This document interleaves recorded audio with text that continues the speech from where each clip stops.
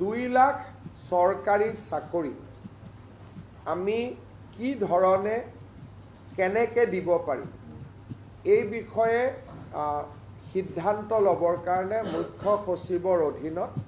এটা task force গঠন কৰি দিছে আৰু 3 মাহৰ ভিতৰত এই টাস্ক ফ'ৰ্চে ৰিপৰ্ট দিব যে কেনেকৈ অহা 5 বছৰত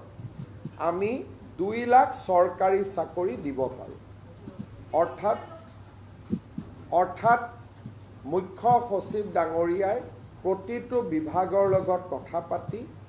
চৰকাৰী বা চৰকাৰৰ দ্বাৰা নিয়ন্ত্ৰিত বিভিন্ন কৰ্পোৰেশ্যন